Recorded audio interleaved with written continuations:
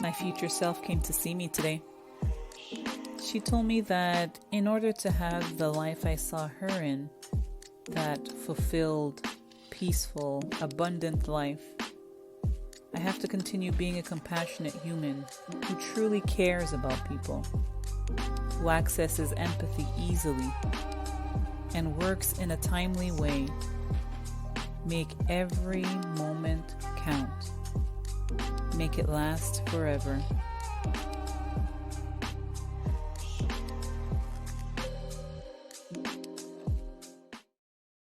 Hello, hello, hello, everyone. If you are joining me live, say hello. Hello, I'm looking at two different cameras because once again, I am on Instagram and Facebook at the same time. Hello, hello, hello. Say hello as you join, guys. I just wanted to come on real quick. We are fresh into the new year, and from now until April, we're in our season of living a life of intention, intentional living. Now more than ever, we need tools and strategies that will help us adapt and overcome the enormous amounts of stress we are exposed to. So every now and then you will see my face and go live with you guys. Drop a hello if you are joining live. These mindful talks are intended to spark some awareness and start meaningful conversations that will keep us on the right track. The goal is always thriving, not just surviving. And today we talk about being intentional in setting boundaries. So intentional living, but specifically setting boundaries. But before we go into it, let's take a moment to take 2 deep breaths of gratitude. If you haven't done so already, find something, anything you're grateful for, and take 2 deep breaths, holding it at the top and releasing. Go ahead and take another deep breath. Hold it at the top and release. And just that simple act of these little micro meditations, what I like to call them, it just helps so much in just carrying on afterwards once you've started a day kind of frazzled or whatever the case may be. Just taking those 2 deep breaths can be so amazing. So boundaries. What are boundaries? Boundaries can be defined as the limits we set with other people, which indicate what we find acceptable or unacceptable in their behavior towards us. If you're joining me live now, I am looking at 2 cameras because I'm on both medias, Instagram and Facebook. So boundaries, it's what makes us feel safe and comfortable at the end of the day in our life and in our relationships. You can communicate your boundaries through verbal requests, and you can show people through behavioral requests, I guess you can say as well. It makes you feel safe and comfortable. This is very personal, and so it makes it very different for different people. Emotional boundaries, there are all kinds of different boundaries, and there's the emotional ones, the material ones, but the ones that I wanted to talk about and I find so important is the time boundaries. Time boundaries are the ones we have the biggest issues with for ourselves and for others.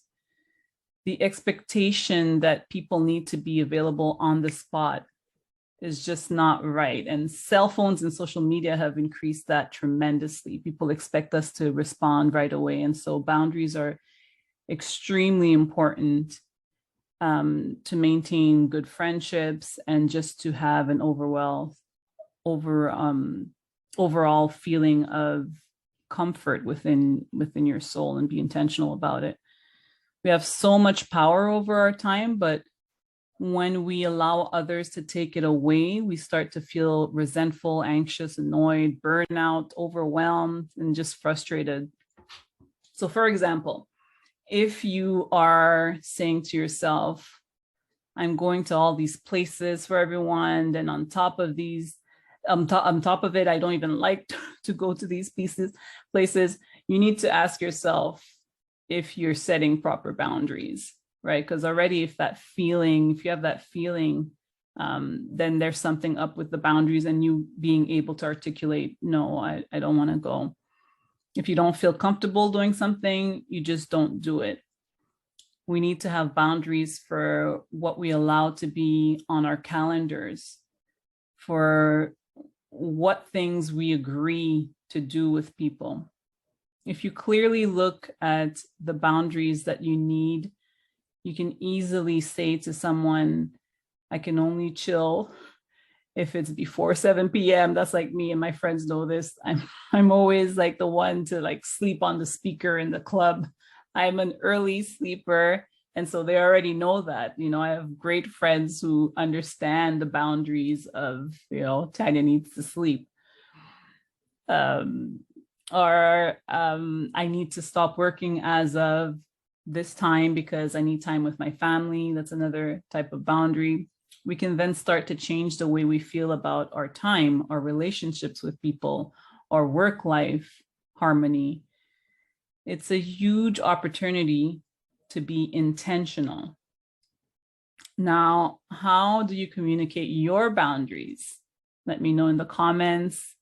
If you're joining me afterwards and you're not live, #replay, and let me know how you communicate your boundaries. It's not always easy to communicate things like you're standing too close to me, or I don't want to have lunch with you today.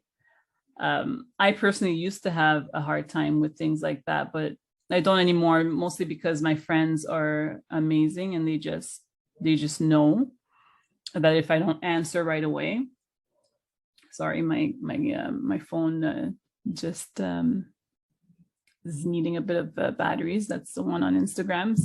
Sorry, guys. So one of the most important things to know is that you have to hold yourself accountable for your overbookings or those uncomfortable feelings when you said yes when you should have said no. You have to sit with those feelings and ask yourself, what do you want to do about it? As uncomfortable as it is to say no sometimes, that fear that the other person is going to react badly or not to your liking, as uncomfortable as that is, it's also uncomfortable when you're doing something you don't really want to do.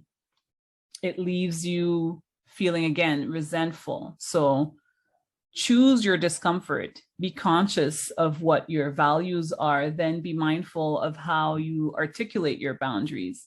Communicate with empathy, be mindful, and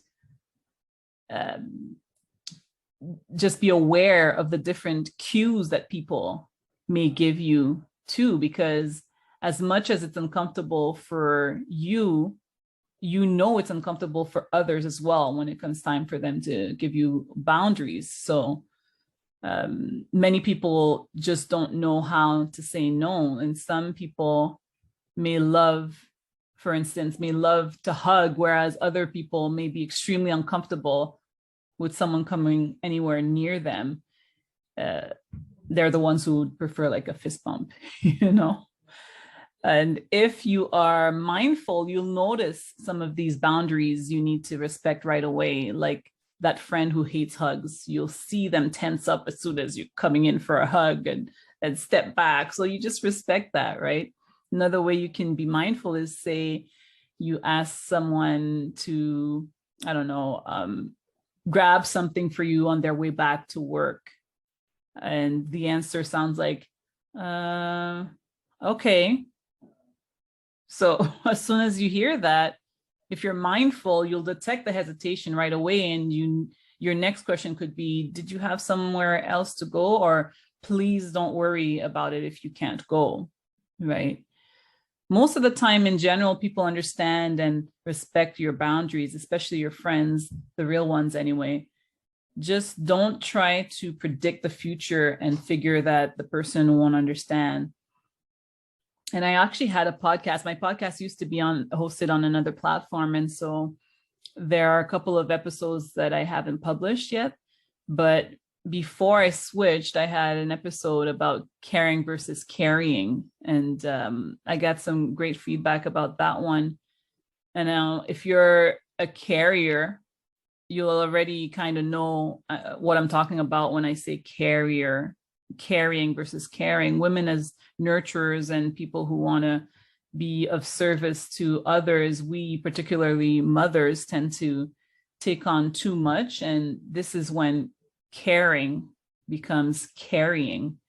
We carry our children's pain, our best friend's difficulties, our home life, our responsibilities at work, and the list just goes on. It happened to be around Mother's Day, this episode, and the timeliness was perfect because, as you know, mothers tend to be huge carriers. We care a lot, and we also carry a lot. And the episode was a reminder to all the incredible mothers out there to be mindful when caring, because caring can become carrying. And I believe that when those lines are blurred, it's because the boundaries aren't set, they aren't established well enough. And I came across that notion of caring versus carrying through an amazing podcast I listened to, the Mary Forleo podcast. And in the episode, the host was candidly talking to her guest, Hattie Hill, about empowering women in business. And the part that resonated the most with me towards the end of the show was when Miss Hill, who met so many women throughout what she does around the world, consistently came across women who would voice how burdened they were with the responsibilities at home, the responsibilities at work. And so they are, and hence the idea of caring versus carrying. So for most of you mothers out there, I'm sure you're already nodding your head saying, yeah, that's me. It's easy to take on a lot. And so know your boundaries, set them with care, with empathy, just implement them, especially you moms out there. Establishing boundaries is a form of self-care. It definitely is a form of self-care. And speaking of self-care, and all of you beautiful mamas out there, I will be holding space for you every Sunday at 10 a.m. East for quick start your day and week off in stillness and in calm meditations. I'll leave the link in the comments, but you can DM me at any time for information. Of course, I may not answer immediately. Now you know that I time box in order to preserve my energy. With that said, continue to live with compassion and awareness, and find your ways to live with intention. Set your boundaries. Let me know what you think in the comments. And if you want to go even further with finding ways to live intentionally, check out www.xenia.ca/links and click on the MMM workshop that we will be hosting at the end of the month, hopefully at the end of the month. And that's just going to be an amazing workshop with some amazing people. But if you can't make it to that and you're a mama that needs to take a couple of deep breaths, register for the free meditations on Sunday. With that said, many blessings. Have an amazing day. Bye, guys.